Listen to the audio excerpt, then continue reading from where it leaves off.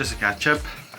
The plates are on, so that went on dry basically because there's not enough room for pug.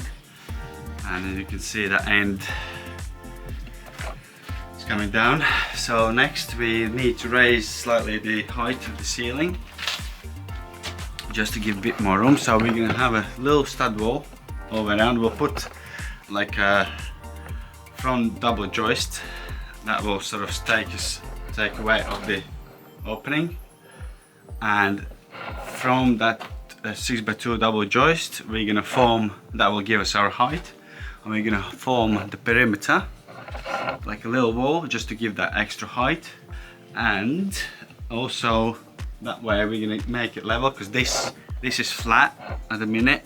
It's only we did it flat just to get over the biggest dips, etc. So after we built our stud, what we'll do, we'll clad everything in OSB 11mm, so that will be structurally sound then, and that will get cladded in plastic just to tidy up, and so it's weather tight. So in terms of the door, we're not sure yet what door is coming, so we will have to finish that off once the door, we know the size of the door been ordered. Unfortunately that hasn't been done yet, but because we didn't know how much we're going to save it of the old, so now we know what we're roughly doing, then we build it and then we order the door to basically to our opening. So we decided to do that way rather than other way around. So yeah, that's not crucial. Main is to get a roof done before obviously weather comes in or rain comes in. So that's that. So my next job is double 6x2 across, and then we're building stud all the way around at the height of the top of the 6x2, and that's where our roof joist will sit, and then obviously we can go from there on. So yeah, that's where we are, and I'll catch up with you in a bit.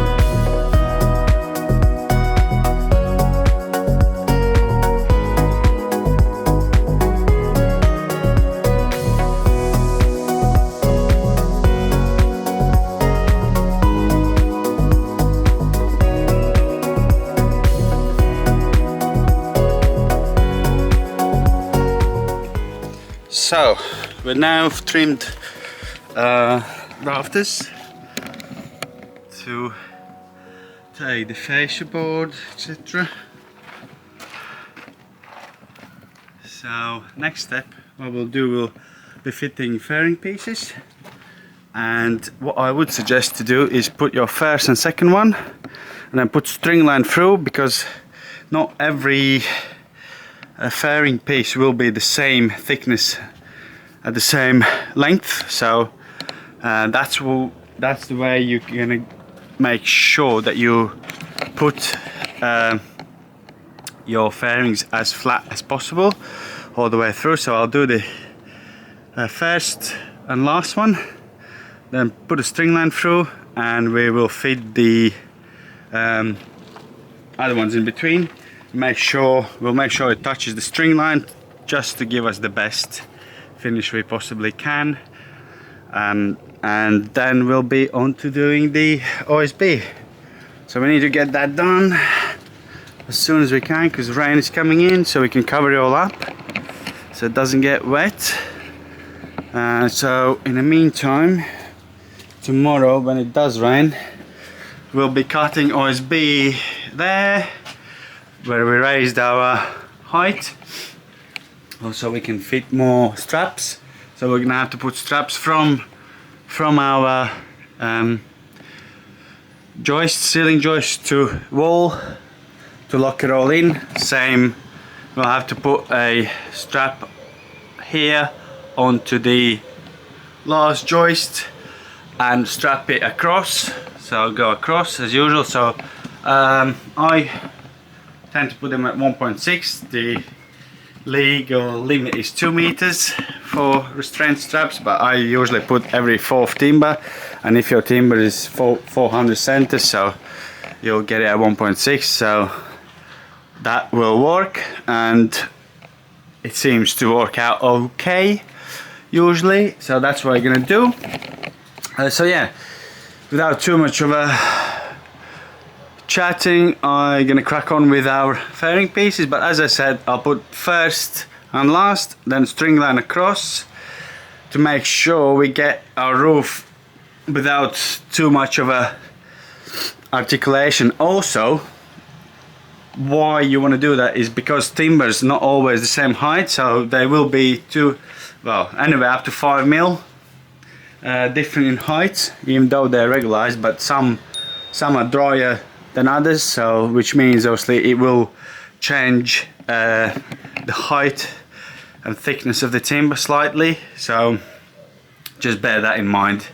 So that's why I'm going to put a string line, just to make sure I get the best result I can with what I have. And yeah, so I'll just get on with that and I'll catch up with you in a bit.